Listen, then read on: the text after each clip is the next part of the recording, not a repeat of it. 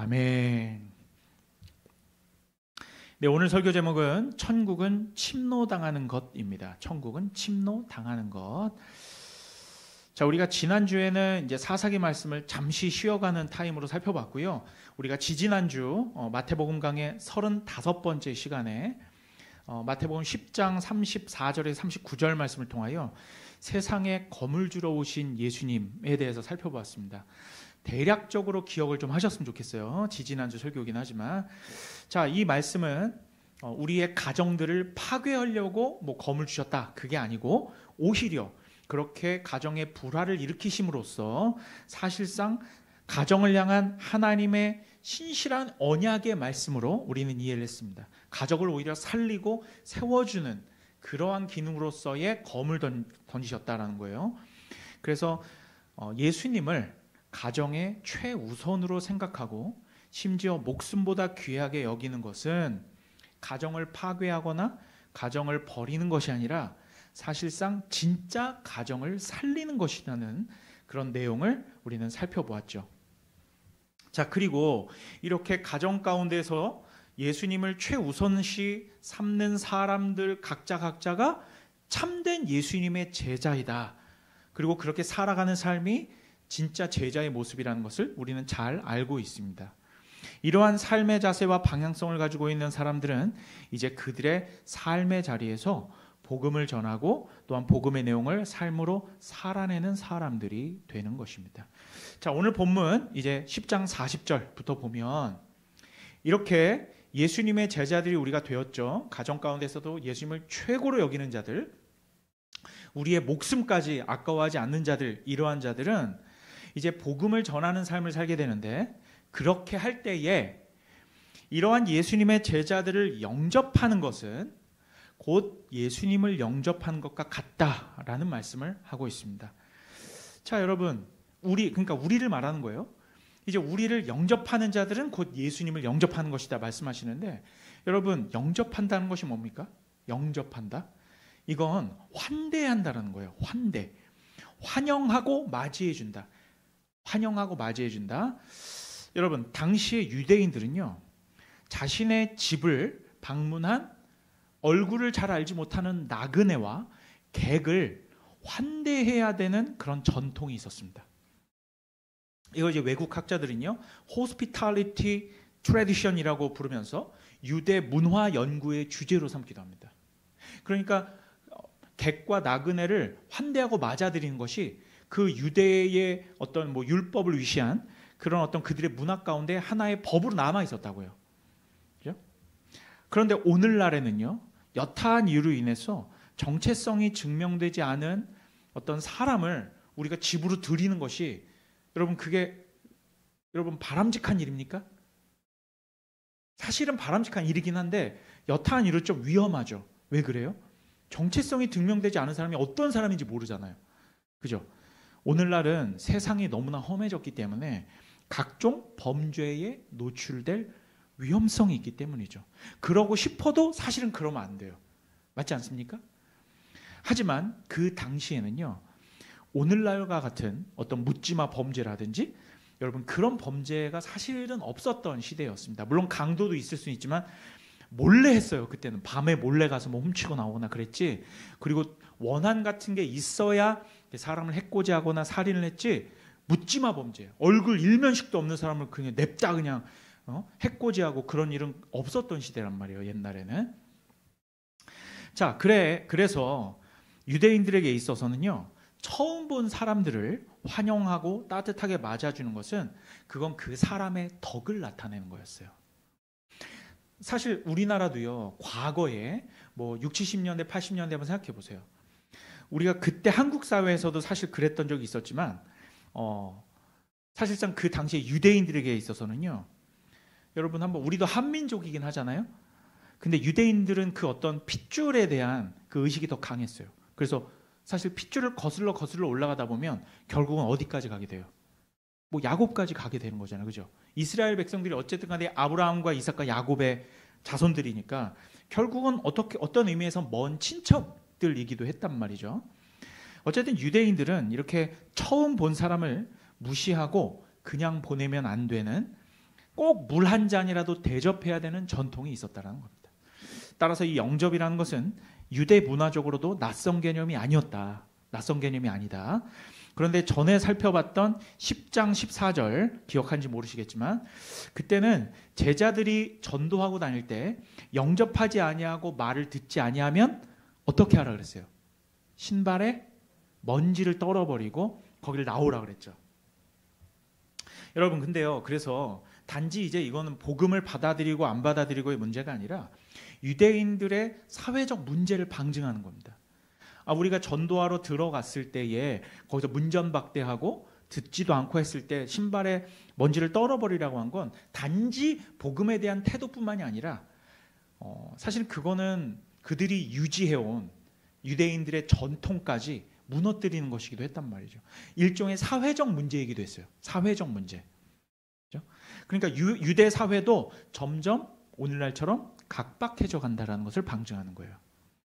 그래서 오늘 말씀은 이렇게 제자들과 선지자들 그리고 의인들을 통틀어서 작은 자 하나에게 물 한 컵이라도 내어주는 것은 결단코 상을 잃지 아니한다라고 말하고 있습니다.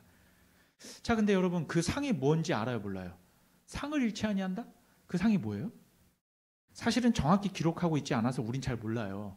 그 상이 무엇인지. 그게 구원을 잃지 않는다는 얘기인지 사실 분명하지는 않습니다. 하지만 분명한 게 있어요. 이 상을 주시는 분이 누굽니까? 하나님이죠. 그러면 하나님께서 상을 잃지 않겠다라고 말씀하신다는 건 그 상을 받을 사람, 그렇게 작은 자에게 물 한 컵이라도 내어주어서 그죠? 상을 받을 사람을 하나님이 잊어버리시겠습니까? 안 잊어버리시겠습니까? 안 잊어버리시죠. 이게 중요한 거예요. 하나님이 그 상 받을 사람을 결코 잊어버리지 않으신다. 기억하신다라는 거예요. 그러면 그 이후에는 그게 구원이 될지 아니면 어떤 축복이 될지 우린 모르죠. 그건 중요한 게 아니에요. 중요한 건 하나님이 내 이름을 기억하신다는 겁니다. 그게 바로 결단코 상을 잃지 아니한다의 핵심이에요. 아니, 하나님께서 내 이름을 기억하시고 나를 잊지 않으신다는데 그럼 마음이 놓여요, 안 놓여요? 마음이 놓이죠. 주님이 나 기억하신다는데 저는 그거면 되는 것 같아요. 내 이름 아시고 나를 기억해 주신다는 거. 자, 여러분 마태는요 이렇게 작은 자 한 사람에게 대접하는 거. 여러분 작은 자가 뭡니까? 작은 자가 어떤 본문에서는 어린 아이를 표현할 때도 있고요. 혹은 이렇게 사회적으로 소외되거나 또 가난한 자를 표현할 경우도 있습니다. 하지만 마태는 모든 구원받은 그리스도인들 중에 한 사람을 지칭할 때 작은 자라는 표현을 쓴다라는 것을 기억하시기 바랍니다. 그래서 오늘 우리 본문에서 이 작은 자 하나에게 물 한 컵이라도 대접한다는 것은 우리 그리스도인들, 각자 그리스도인들을 믿지 아니하는 세상 사람들이 우리에게 잘 대해 주잖아요. 물 한 컵이라도 우리에게 주잖아요. 그럼 그 사람에게 상이 있는 거예요. 그렇죠? 그러니까 이 작은 한 사람을 환대하고 잘 대해 주는 것이 그들에게 얼마나 큰 복이 되는 것인지 오늘 본문은 설명해 주는 겁니다. 지금 이 내용을 단번에 이해시켜주는 창세기 본문을 한번 찾아볼게요. 요 두 구절을 읽으면 여러분들 이 내용이구나 라는 걸 알고 넘어가면 되겠습니다. 창세기 12장 2절에서 3절입니다. 함께 읽겠습니다. 자, 우리가 이제 아브라함의 후손이에요. 믿음의 조상 아브라함의 후손. 근데 아브라함에게 뭐라고 말씀하시 볼게요. 함께 읽겠습니다. 2절 시작. 내가 너로 큰 민족을 이루고 내게 복을 주어 내 이름을 창대하게 하리니 너는 복이 될지라. 너를 축복하는 자에게는 내가 복을 내리고 너를 저주하는 자에게 내가 저주하리니 땅의 모든 족속이 너로 말미암아 복을 얻을 것이니라 하신지라. 이해되시죠? 우리는 믿음의 조상 아브라함의 후손들로서 세상 사람들이 우리한테 혹시나 잘해주잖아요. 그 사람들이 복을 받아요. 알겠죠? 자, 이제 11장으로 넘어갑니다. 11장은 세례 요한이 옥에 갇혀 있으면서 예수님께서 지금껏 하신 이 일들을 들었어요.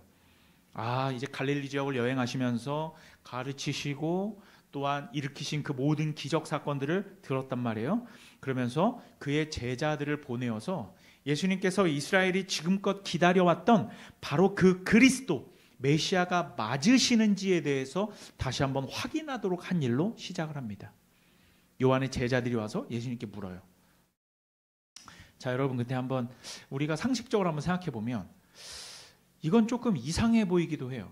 왜 그러냐면 예수님이 누구한테 세례를 받았어요? 요한한테 세례를 받았죠? 요단강에서. 그러면 근데 게다가 세례 요한이 예수님을 알아봤어요, 못 알아봤어요? 알아봤죠. 그러니까 주여, 제가 세례를 받아야지 어찌 저보고 세례를 달라 하십니까? 이렇게 묻기도 했고, 또 예수님께서 세례 받고 올라오실 때 뭐가 임했어요? 성령이 비둘기같이 임하는 걸 보았고, 또한 세례 받고 올라오실 때 하늘에서 어떤 소리가 있었어요? 이는 내 사랑하는 아들이요 내 기뻐하는 자라. 이걸 지금 세례 요한이 봤습니까? 못 봤습니까? 봤단 말이에요. 그죠? 근데 어떻게 예수님이 그리스도시요 메시아가 맞는지 제자들을 보내서 그걸 확인할 수가 있냔 말이지.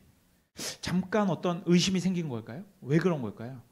학자들은 여기에서 두 가지 의견을 내놓습니다.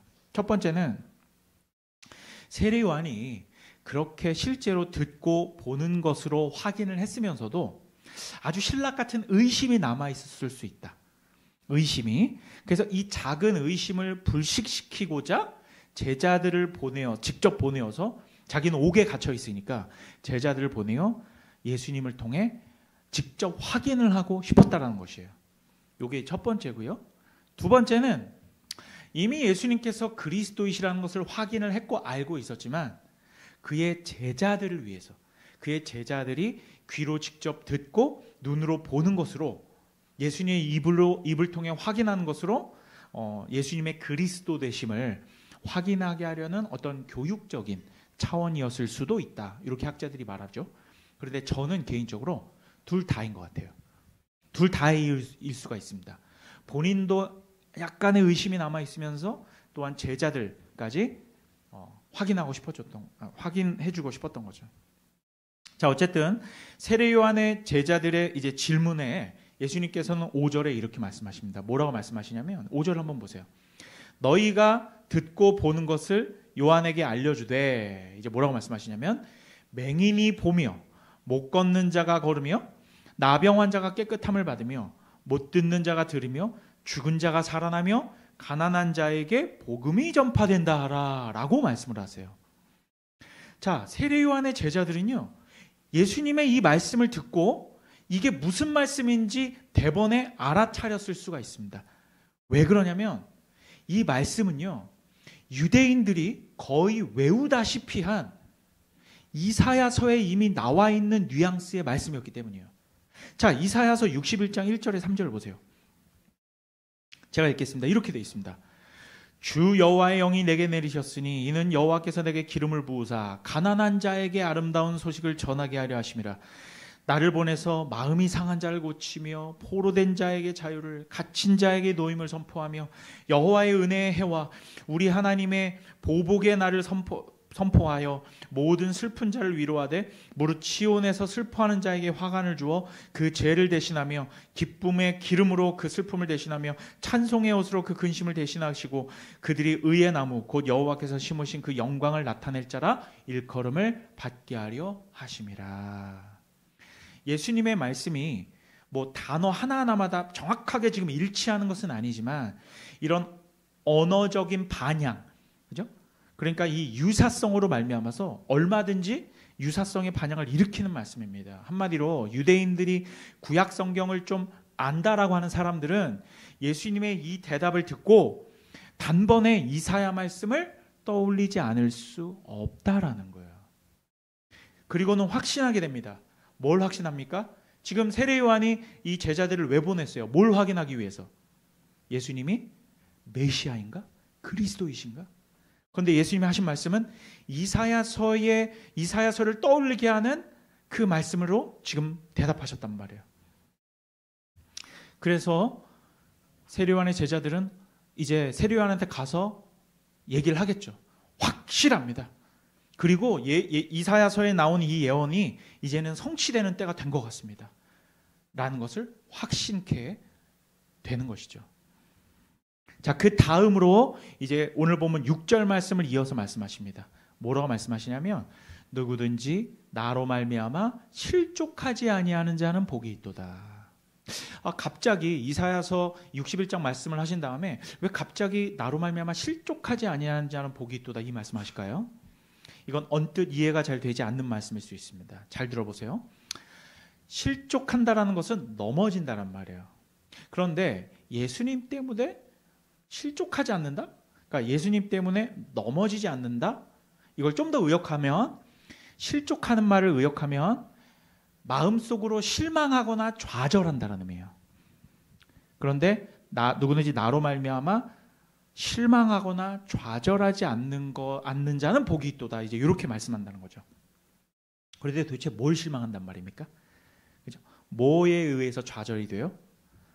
자, 세례 요한이 제자들을 보내서 예수님께 확인하려고 했던 그 내용에 그 이유가 있습니다. 뭘 실망하고 좌절해요? 혹시나 예수님이 뭐가 아닐까봐, 메시아가 아닐까봐. 그러면 누구든지 나로 말미암아 실족하지 않는다는 것은 내가 메시아인지 내가 그리스도인지 아니고 기고한 걸로 실망하지 아니하는 자는 복이 있도다라는 건 예수님이 확실히 그리스도이시다라는 뭐가 있다는 거예요? 확신이 있다는 거예요. 확신이. 그러니까 확신이 있는 자는 복이 있도다 이걸 말하는 겁니다. 그걸 돌려서 나로 말미암아 실족하지 아니하는 자는 복이 있도다 이렇게 말씀하시는 거예요. 그런 의심을 할 필요가 있어요, 없어요? 사실은 없는 거예요. 근데 심지어 세례 요한도 아주 신락 같은 의심이 있었다는 얘기죠. 그러니까 세례 요한은 일시적으로 사실은 약간 실족한 것이 맞아 보인다라고 학자들은 얘기하고 있어요. 그러니까 이제 7절부터의 말씀이 이해가 되는 거예요. 한번 7절부터 한번 다시 볼게요. 마태복음 11장 7절에서 11절 제가 읽겠습니다. 그들이 떠나매 예수께서 무리에게 요한에 대하여 말씀하시되 너희가 무엇을 보려고 광야에 나갔더냐? 바람에 흔들리는 갈대냐? 그죠? 자, 그리고 그러면 너희가 무엇을 보려고 나갔더냐? 부드러운 옷 입은 사람이냐? 부드러운 옷을 입은 사람은 왕궁에 있다. 그러면 너희가 어찌하여 나갔더냐? 선지자를 보기 위함이더냐? 옳다. 내가 너희에게 이르노니 선지자보다 더 나은 자니라. 누가요? 세례 요한이. 기록된 바 보라 내가 내 사자를 내 앞에 보내노니 그가 내 길을 내 앞에 준비하리라 하신 것이 이 사람에 대한 말씀이니라. 내가 진실로 너에게 말하노니 여자가 낳은 자 중에 세례 요한보다 더 큰 이가 일어남이 없도다. 그러나 여기가 중요해요. 천국에서는 극히 작은 자라도 그보다 크니라.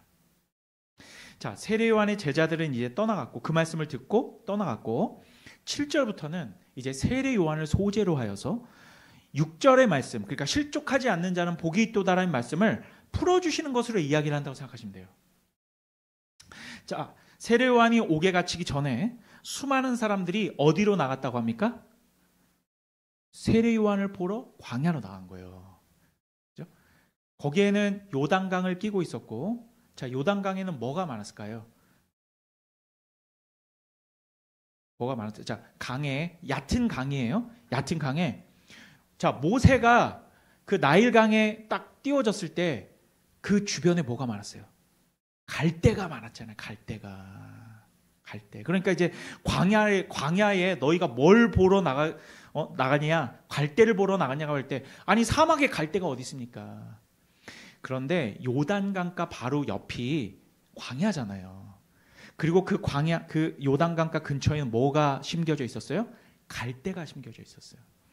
그러니까 세례 요한을 보러 나갔을 때 거기에는 갈대들이 있었다는 거예요. 그런데 여러분 갈대라는 식물의 특성을 한번 생각해 보세요. 갈대는 뭐 줄기가 굵고 뿌리가 깊게 땅으로 박혀 있는 그런 식물입니까? 아니에요. 얕은 물가에 그죠? 심겨져 있으면서 부드러운 식물이에요. 그래서 바람이 불면은 굳건하게 딱 버티고 있어요. 아니면 이리저리 흔들려요. 이리저리 흔들리는 거란 말이에요. 뭔가 어떤 부드럽고 플렉서블하고 유연함의 상징. 그죠? 그것과 동일한 말씀이 바로 그 다음 절인 거예요.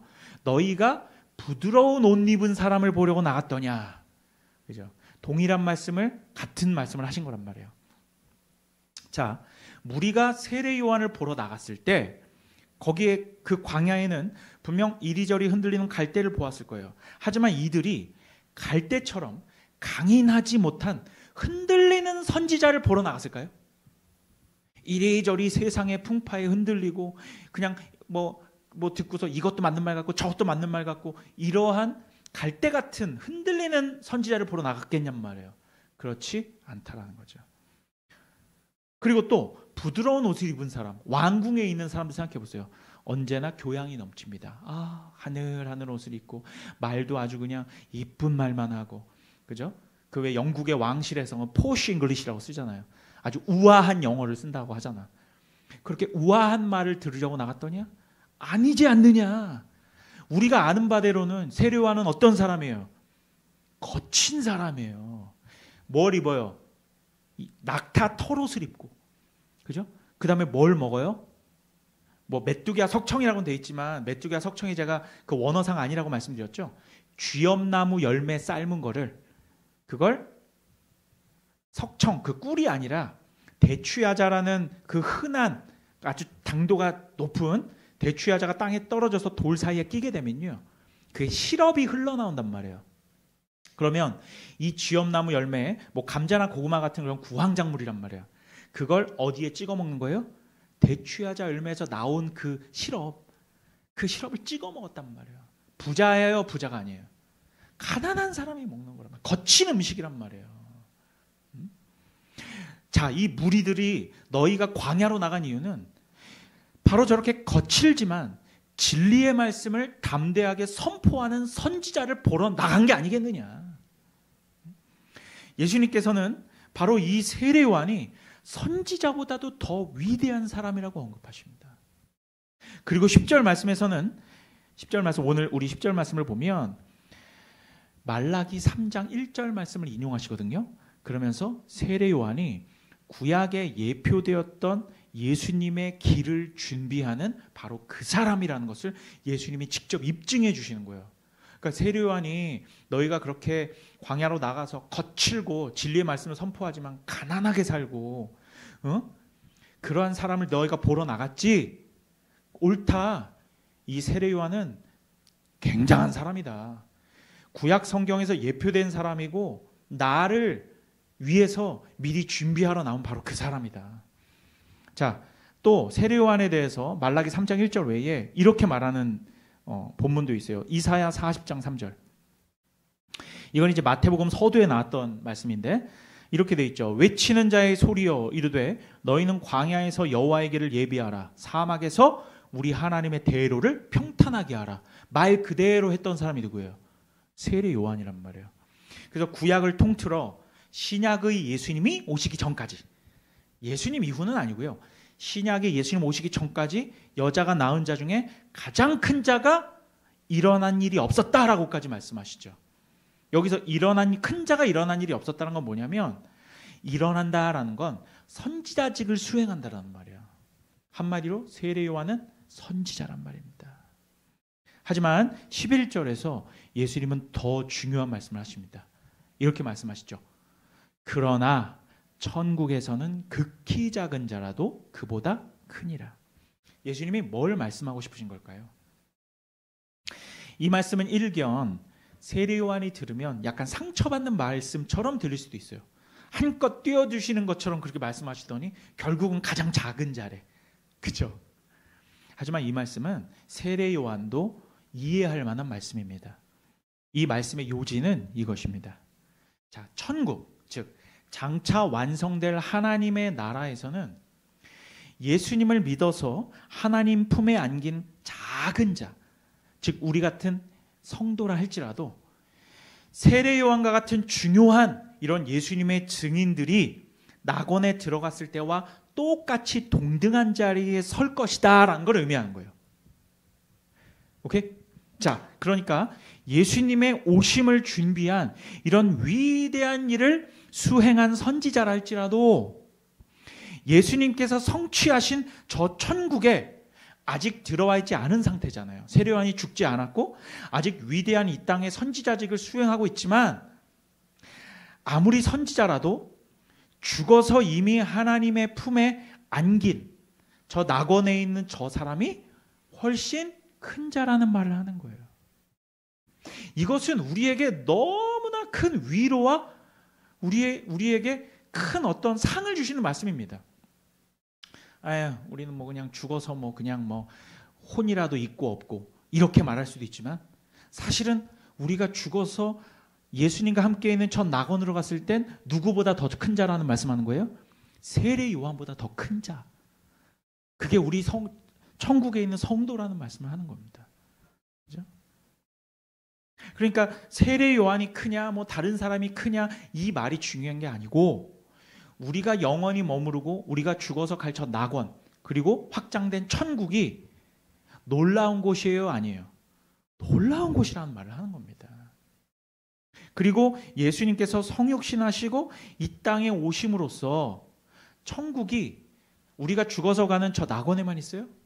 아니죠. 이 땅 가운데는 천국이 있어 없어요?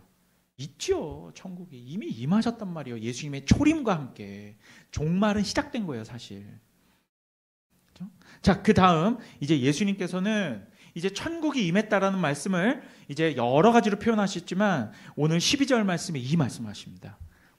한번 볼게요. 함께 읽겠습니다. 마태복음 11장 12절. 오늘 말씀의 제목이기도 해요. 함께 읽겠습니다. 시작. 세례 요한의 때부터 지금까지 천국은 침노를 당하나니 침노하는 자는 빼앗느니라. 자, 이 말씀은 매우 놀라운 말씀이에요.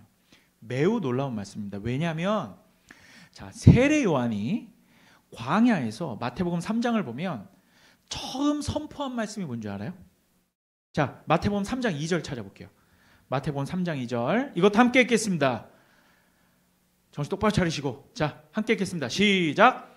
회개하라. 천국이 가까이 왔느니라. 여기서 지금 온 거는 그러니까 침노에서 온 건 뭐예요? 천국이 왔잖아요. 그죠? 세례 요한이 주장하는 천국은 침노해온 겁니까? 침노를 당한 겁니까? 침노해온 거잖아요. 그죠? 천국이 가까이 왔다라고 하지 않습니까? 그런데 예수님은 반대로 천국이 침노를 당하는 것이라고 말하는 거예요. 아니 어떻게 이렇게 모순적인 말씀이 있을 수 있습니까? 세례 요한과 예수님이 다른 말을 하는 것처럼 들린단 말이에요. 세례 요한은 천국이 가까이 왔다라고 말하고 예수님은 침노를 당한다. 한마디로 우리가 천국을 소유하고 내가 내 의지로 침탈하여 빼앗는다는 말씀을 하시는 거죠. 그런데 여러분 여기에는 모순 같아 보이지만 놀라운 비밀이 숨어져 있습니다. 놀라운 비밀. 그거는 뭔지 아십니까? 천국은 이 둘 다란 말이에요. 침노하고 침노당하는 이 동전의 양면을 모두 가지고 있는 거예요. 천국이란 게 말이죠.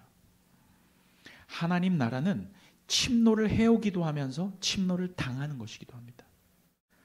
그런데 바로 그 기점에 세례 요한이 서 있는 거예요. 세례 요한의 때까지니라. 이게 진짜 중요한 말씀이란 말입니다. 오늘 본문에서 예수님은 세례 요한의 때부터 천국이 침노를 당하는 것이라고 말씀하시죠. 그러면 세례 요한 전까지는 천국이 다가오는 거예요. 침노에 오는 거예요. 침노에 왔는데 세례 요한을 기점으로 천국은 침노를 받는 거니까. 그런데 우리가 알다시피 세례 요한은 누구를 준비하는 사람이었어요? 예수님을 준비하는 거였죠. 그럼 그 천국이 누구예요? 예수님이었어요. 세례 요한은 구약이 종료됨을 알리는 마지막 선지자입니다. 자, 땡땡땡땡 이젠 구약이 끝났어. 그리고 천국이 침노하여 왔어. 그리고 이 천국이 오셨어. 예수님께서 보이는 천국이 오셨단 말이야. 이제 보이는 이 천국을 우리가 뭐 할 차례입니까? 침노하여 빼앗을 차례예요. 이제 예수님 앞에 나가야 되는 건 누굽니까? 우리예요. 예수님, 천국 대신 당신 앞에 달려나아가 당신의 옷자락을 붙듭니다. 그래서 13절에 선지자와 율법이 예언한 것은 요한 때까지다 라고 말씀하신 겁니다. 이제 침노해 오는 천국과 더불어 구약의 종료를 알리는 세례 요한의 때부터 침노당하는 천국이 시작되는 거예요. 침노당하는 천국이 시작된 거예요. 이제 앞으로 13장에 가잖아요. 우리 지금 11장까지 왔는데 13장에 가면 여러분 천국에 대한 비유들이 많이 나옵니다. 천국은 마치 밭이 감추인 모아, 그러한 천국은 마치 모아 같네, 천국은 마치 누룩과 같네. 이제 그때 가면요, 밭에 이제 천국 비유, 그때는 이제 천국에 대해서 아주 자세히 더 다루겠지만 이 사실 하나는 우리가 꼭 기억해야 합니다. 뭐냐면 예수님께서 오늘 본문에서 말씀하신 이 천국이 침노당한다는 말씀은, 우리가 천국은 침노하는 자의 것이라 하니까 뭐 지금 예수 믿지도 않는 모든 그냥 존재하는 사람들이 다 침노하고 침탈해서 천국을 소유할 수 있는 것으로 착각할 수 있는데, 그 말씀을 하신 것이 아닙니다. 이 말씀은 모든 사람들이 천국에 막 들어올 수 있다는 말씀이 아니라, 그래서 중간에 무슨 말씀하시냐면 귀 있는 자는 들을지어다, 이 말씀하세요. 귀 있는 자들은요, 이 말씀에 반응을 하여 천국을 침노하고 빼앗을 것이지만, 영적 귀머거리들은 천국이 침노를 당한다고 아무리 말해도 결코 듣지 않을 것이다 라는 것을 의미하는 말이란 말이에요. 여러분, 귀한 말씀입니다. 이건 아무리 복음으로 귓구녕에 때려 박아도 들을 귀 있는 자만 듣는 거예요. 그리고 그 부연 설명을 오늘 본문 16절에서 19절까지 증거하고 있는 겁니다. 이제 오늘 단락의 말씀들이 이제 다 이해가 되는 거예요. 여러분, 지금까지 마태복음을 강해하면서 우리가 발견했던 사람들 중에 바리새인과 서기관들의 태도를 보십시오. 이들이 과연 천국을 침노하여 빼앗았습니까? 예수님께서 천국을 선포하시고 천국은 빼앗고 침노하는 것이다. 근데 이들이 천국을 빼앗았어요? 뭐 했어요? 아무것도 하지 않았습니다. 이들은 심지어 세례 요한의 때까지 다가온 천국, 즉 구약에 예표되었던 다가오는 이 예수 그리스도에 대한 예표도 귀뚱으로 들었어요, 안 들었어요? 귀뚱으로도 안 들었어요. 오히려 오신 그리스도, 천국을 배척하고 내하다 버리고 여러분 멀리 해버렸습니다. 그래서 침노하고 빼앗지 못했어요. 그런데 이들 대신 천국을 침노하고 빼앗은 자들이 있습니다. 그들이 누구예요? 예수님의 제자들이며 세리와 창녀들이며 병자들과 소외된 버림받은 자들이 천국을 침노하고 빼앗은 거예요. 이들은 예수님께 나아왔잖아요. 예수께서 길을 가심에 이들이 예수께 나아와 예수의 옷자락을 붙들더라. 천국을 침노하는 거예요. 그래서 이런 사람들이 다 뭘 받았습니까? 고침을 받고 구원을 받은 것이죠. 그리고 나서 제가 지지난주 설교에서 그런 병 고침 받은 자들이 결국은 예수님과 함께 식사를 하면서 그들이 뭐가 된 거예요? 예수님의 식구가 된 거예요. 자녀들이 된 거란 말입니다. 이들이 천국을 침노한 거고 빼앗아 버린 거예요. 하지만 오늘 16절에서 19절 말씀을 보면 금식할 때가 되어 세례 요한이 금식할 때에는 뭐 귀신 들려 미친 사람 취급하고 그렇잖아요. 세례 요한은 이제 침노해 오는 천국을 선포했는데 바리새인과 서기관들은 뭘 했습니까? 미친 사람 취급했단 말이에요. 광야에서 그냥 밥 굶어가면서 미친 사람처럼 그렇게 말하고, 이제 그리스도께서는 오셔서 광야에서 머물지 않으시고 각 동네를 두루 다니시며 죄인과 세리들과 함께 뭘 하셨어요? 밥을 드셨단 말이에요. 그랬더니 이제는 뭘 말합니까? 아우 돼지 새끼라고 이렇게 말했다니까요. 죄인과 세리의 친구며 먹을 걸 탐하는 자. 여러분, 그러니까 우리가 속된 말로 뭐 이래도 저래도 욕이라서 제가 말은 못하겠지만, 그죠? 영어로 하면 그 G하고 R로 표현할 수 있는, 금식해도 밥을 먹어도 이해되시죠? 이게 바리새인과 서기관들, 다가오는 천국도 밀어내고 침노하여 침탈하여 빼앗을 천국도 밀어내는, 세례 요한도 멀리하고 예수님도 멀리합니다. 이게 세상과 믿지 않는 사람들의 태도가 아니겠어요? 여러분 17절, 오늘 말씀 17절 보세요. 이렇게 되어 있습니다. 피리를 불어도 춤추지 아니하고 슬피 울어도 가슴을 치지 아니하였다. 이게 뭔 얘기냐면 그 유대 풍습 중에서 피리를 언제 부는지 아십니까? 결혼식 때 부는 거예요. 남자들이 주로. 그리고 거기서 피리 불고 춤추는 게 남자들의 역할이었어요. 결혼식은 기쁜 일이잖아요. 그와 반대로 슬피 우는 건 언제 울어요? 장례식 때. 이 장례식 때는 주로 여인들이, 왜 우리나라도 옛날에 그 상이 나면은 주로 아이고 그 누가 했어요? 여성들이. 남성과 여성들이 서로 각기 다른 역할을 하는 거예요. 그러니까 계속 이렇게 대조를 보여주는 거죠. 너희는 기쁜 일이 있어서 피리를 불어도 춤도 추지 않고 가슴 아픈 일이 있어서 우는 때에도 가슴을 치지 아니하였다. 똑같은 거예요. 이래도 XX, 저래도 XX. 침탈에 오는, 침노에 오는 천국도 밀어내고 너희가 가서 천국에 들어가서 침노하여라 해도 하지 않고 아무런 반응이 없습니다. 그래서 예수님은 때로 이러한 자들을 뭐라고 표현하는지 아세요? 회칠한 무덤 같은. 나오지도 못하고 들어가지도 못해. 죽어있는 것이 안에 꽁꽁 감춰져 있어. 죽은 거예요, 그건. 여러분, 천국이 침노해와도 반응이 없고 천국을 침노할 때가 되어서도 반응이 없습니다. 여러분, 이것이 바로 바리새인과 서기관들의 태도입니다. 자, 이제 여러분께 묻겠습니다. 여러분은 어떠하십니까?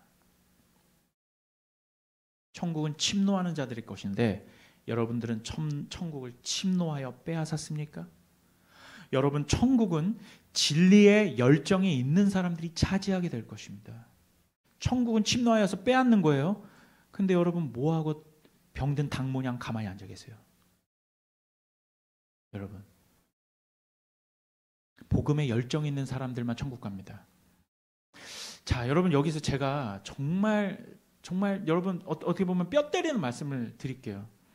믿음으로 천국 가는 거 맞아요. 예수님을 믿는다라고 여러분들 각자 생각하실 수 있죠. 하지만 믿음에는 반드시 삶과 행동이 드러나게 돼 있어요. 복음을 향한 열정이 없는 사람은 믿음이 없는 사람이에요. 그건 사탄과 마귀도요, 예수님을 알고 인정해요. 나의 믿음이 혹시나 사탄과 마귀들 수준, 그냥 지식적으로 알고 아무런 열정이 없어. 냉랭해. 내 삶에 몰입되어 있어. 지쳐 있고 온통 내 삶은 그냥 내 삶뿐이야. 그 안에 복음의 삶이 없고 어떤 영적인 싸움과 또한 죄와의 그런 어떤 예민한 어떤 그 민감한 어떤 죄와의 싸움과 이런 게 전혀 없어요. 교회만 왔다 갔다 하는 거야. 하지만 오늘 본문은 우리에게 분명히 말하고 있습니다. 천국은 복음에 열정 있는 사람들이 차지할 것입니다.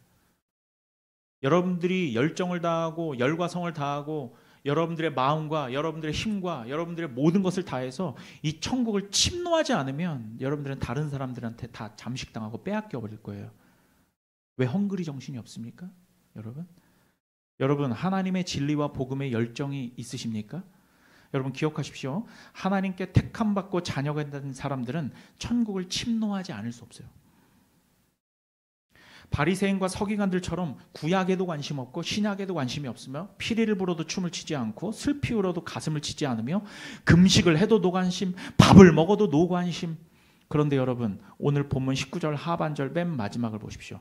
하반절 맨 마지막 보세요. 자, 예수님은 어떻게 말씀하십니까? 지혜는부터 읽읍시다. 지혜는 시작. 지혜는 그 행한 일로 인하여 옳다함을 얻느니라. 여러분, 뭘 행했어요? 뭘 행했냔 말이에요, 우리는.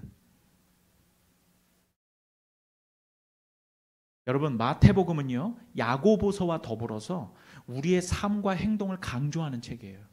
믿음은 너희들의 관념 속에 존재하는 게 아니라 삶 가운데 살아 숨쉬는 너희의 말과 행동에 있다.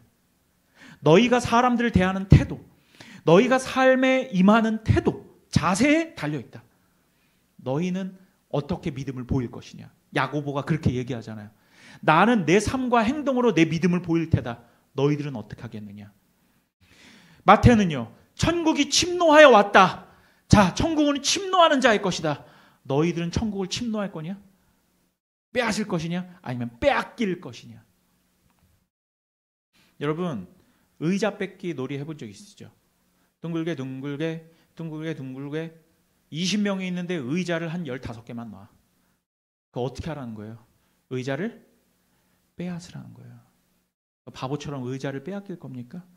둥글게 하다가 그냥 막 둥글게 살아가는 거야. 그냥 세상에 이 둥글둥글하게 살아가면서 곧 의자를 뺏어야 될 때가 오는데, 그러면서 음악이 탁 하고 꺼집니다. 어떻게 해야 돼요? 기름을 준비한 슬기로운 다섯 처녀처럼 의자를 빼앗아야 될 거 아니겠냐고요. 여러분들의 삶을 돌아보십시오. 둥글게 둥글게 춤은 추고 있어. 그런데 여러분들의 의식과 행동은 어디가 있습니까? 의자에 가 있어야 될 거 아니겠냐고. 의자에. 의자를 침탈해야 될 거 아니에요? 근데 왜 다 병든 닭 모양 가만히 주중에 아무것도 하지 않고 기도와 말씀 가운데 전무하지 않고 그리스도를 묵상하지도 않고 내 삶 가운데 역사하는 하나님 어떻게 하시렵니까 하고 씨름하지도 않고 야곱처럼 환도뼈가 부서지는 삶을 각오하지도 않고 그냥 교회만 왔다 갔다 하고 하나님이 내 삶에 어떻게 인도하시나 그냥 뭐 내 삶이나 그냥 대충 살아가면 되지. 둥글게 둥글게 춤만 추고 앉아있는 것은 아니냐는 말이죠. 저는 진지하고 간절하게 원하옵기는 천국을 침노하여 차지하는 저와 여러분 되시기를 바랍니다. 여러분 진짜예요. 여러분 제가 이 말씀 준비하면서 마음 가운데 막 불이 막 일어나는 거야. 불이 막 일어나요. 저번 주 한 이틀 정도 그냥 시외버스 타고서 그 지리산 제가 답사 다녀오면서 거의 새벽 기도를 이틀을 하는데요. 이따가 제가 우리 리더들하고 나누겠지만 막 새벽 기도하는데 막 마음 가운데 막 불이 막 일어나는 거예요. 왜냐하면 주제 본문도 잡지 않고 내려간 거였거든요. 주제 본문 잡으러. 근데 하필이면은 새벽 기도 설교 본문이 스가랴 말씀이었어요. 스가랴 말씀 6장 4절. 힘과 능으로 되지 아니하고 나의 영으로만 되느니라. 그 말씀이 제 가슴을 때리더라고요. 그게 우리 수련회의 말씀이에요. 스가랴. 성전을 지어야 돼. 다 회파돼서 무너졌어. 근데 계속 방해가 와. 주변에 이방인들이 방해하고 성전을 못 짓게 한단 말이야. 그때 학계를 부르셔서 성벽을 건축하라. 스가랴를 부르셔서 환상을 보여주시며 성전을 건축하라. 뭐하고 앉아있느냔 말이지 지금. 너희의 능력과 힘대로 되는 것이 아니고 나의 영으로 되느니라. 그 말씀으로 도전을 받았어요. 여러분. 그런데 오늘 말씀이 또 천국은 침노하여 오는 것이래. 다 연결되는 거예요 말씀이. 여러분. 여러분, 천국을 침노한다는 것이 우리 삶의 자리에서 어떠한 모습으로 드러나야 하겠습니까? 예수님께 열정적으로 나아가는 것으로 드러나는 거예요. 천국을 침노하는 자들은 결코 병든 닭마냥 쳐져서 주님의 사역에 임하지 않습니다. 내 목숨과 생명이 달린 일인데 내 사역이 내 구원과 관련되어 있다고. 근데 어떻게 사역을 이딴 식으로 해요? 여러분? 어떻게 다급하고 열정적이지 않을 수가 있겠어요? 여러분 우리의 생명에는 여러분 관심이 없어요? 천국 가고 싶지 않아요? 여러분 지옥 가고 싶으세요? 제가 이렇게 협박하는 게 에이 설마 나 예수님 믿는데 지옥 가려고. 여러분 철로역정 못 봤어요? 천국만 바로 앞까지 갔는데 내가 알고 봤더니 그리스도인이 아니었던 거야. 어떡하려고 그래요, 여러분? 여러분 13장부터 시작되는 이 천국 비유와 함께 지옥에 대한 설교도 제가 할 텐데 여러분 그때 가서 다시 한번 얘기할게요. 여러분 히브리서는요 우리에게 이렇게 도전하고 있습니다. 히브리서 11장 7절 함께 읽겠습니다. 우리가 넉놓고 앉아가지고 신앙생활 하는 것에 대해서 히브리서 우리에게 이렇게 말한다니까요. 7절 함께 읽겠습니다. 시작. 믿음으로 노아는 아직 보이지 않는 일에 경고하심을 받아 경외함으로 방주를 준비하여 그 집을 구원하였으니 이로 말미암아 세상을 정죄하고 믿음을 따르는 의의 상속자가 되었느니라. 자, 노아는 아직 보이지 않는 홍수를 믿음으로 바라보았어요. 세상 사람들이 미쳤다고 했죠. 그라살이 아니라 산에다가 여러분 방주를 막 지는 거예요. 여러분 그 사람들이 미쳐 보이지 않겠냐고요. 뭘 준비한 겁니까? 방주를, 심판을 준비한 거예요, 노아는. 근데 어떻게 함으로? 그 마음 자세가 어땠습니까? 지금 뭐라고 나왔어요? 경외함으로. 경외함이 뭔데요? 두려워했다라는 거예요. 장차 다가올 하나님 나라와 심판을 두려워함으로. 여러분 이 세상의 많은 교회들이요 하나님을 향한 경외와 두려움을 다 없애버리고 그냥 다 전구 흑음 마치 밭에 감추에 춤추고 앉아있는 거예요. 우리의 신앙의 선배들, 청교도 선배들이나 종교개혁자들은 지옥의 무시무시함과 장차 다가올 심판의 준엄함에 대해서 선언했다고. 요새 어떤 교회에서 지옥의 준엄함, 그 심판의 준엄함을 얘기하냐고요. 여러분 두렵지 않으세요?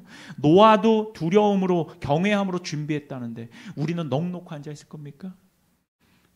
침노하여 다가오는 천국도 관심 없고 우리가 침투하여서 내가 빼앗아야 될 천국에도 관심이 없냔 말입니다. 이건 우리의 구원과 관련되어 있는 거예요. 여러분 정말 이대로 죽으면은 내가 천국에 갈 거라고, 낙원에 갈 거라는 확신이 있으십니까? 뭘 믿고 도대체?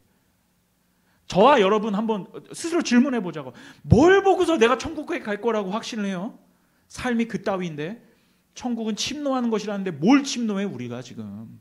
여러분 개척교회가요 기세를 잃잖아요. 모멘텀을 잃으면 그냥 다 다운되어 버리는 거예요. 우리 인원 없다고 뭘 해도 학고방처럼 그냥 몇 명 모여가지고 구역예배 드리는 것 같고, 그렇다고 해서 우리의 마음이 점점 위축되면 그 우리의 힘과 능력을 하려고 그러는 게 아니겠냐고. 스가랴서에서 하나님은 너희의 힘과 능력이 아니라 오직 나의 영으로 되느니라. 그럼 우리가 뭘 해야 되겠어요? 성령을 구해야 되지 않겠냐고요. 목숨을 다해서 천국을 침노하여 빼앗아야 될 게 아니겠냐고. 레이더스처럼, 여러분 해병대처럼. 여러분 예수님께서 말씀하신 그대로 천국을 침노하지 않으면 천국은 결코 우리의 것이 될 수 없습니다. 기왕에 예수님 믿었으면 끝까지 믿고 이 사역에 뛰어들었으면, 개척교회 사역 어쨌든 여러분 뛰어드셨잖아요. 열과 성을 다해서 죽도록 임해야죠. 내가 뭘 한 번 더 해가지고 한 명이라도 데려오지? 어떻게 해야지 전도하지? 어떻게 해야지 예배를 더 풍성하게 만들지? 어떻게 해야지 내가 내 가족 한 명이라도 데려오지? 이 생각 한 번이라도 했냐고 여러분이. 왜 병든 닭처럼 앉아가지고 이 귀한 사역을, 이 허송세월을 우리가 보내고 있냔 말이지. 천국은 침노하는 것인데. 여러분 상처받지 마십시오. 이것은 여러분들을 무장시키려고 하는 말이에요. 예수님이 말씀하시는 그대로 말하는 거잖아요 지금. 여러분 저는 두렵습니다. 지옥에 갈까 봐. 목사가 지옥 갈까 봐 두려워한다고 믿음이 없는 거라고 보십니까? 그럼 노아가 왜 경외해요? 왜 두려워해야 돼요? 왜 fear of God을 실행했냐고. 저는 하나님이 무서워요. 여러분 하나님 두려워하십니까? 하나님이 우스워요? 하도 복음주의 이 교회들에서 사랑만 외치니까 하나님의 공의와 준엄한 심판이 두렵지 않냐고요. 그러면 망하는 겁니다. 여러분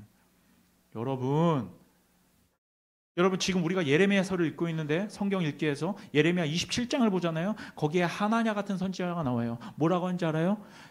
지금 바벨론의 심판이 다가오고 있는데 평안하다. 아니야 괜찮아. 우리는 힐링해. 우리 하나님 그럴 하나님 아니야라고 속인단 말이에요. 하나냐가.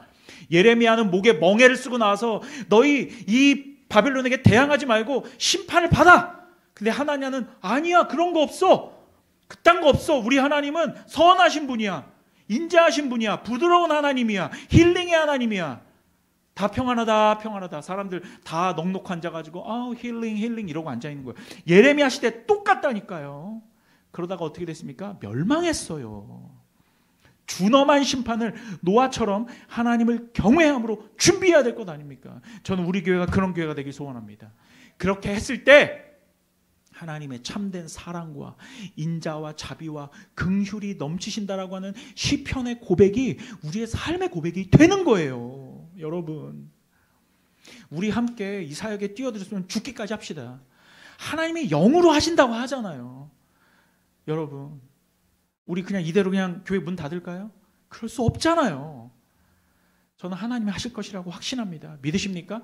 주님이 하실 것입니다. 우리의 영광스러운 날을 보게 하실 거예요. 그걸 믿음으로 바라보는 저와 여러분이 되길 우리 주 예수 그리스도의 이름으로 축원합니다. 천국은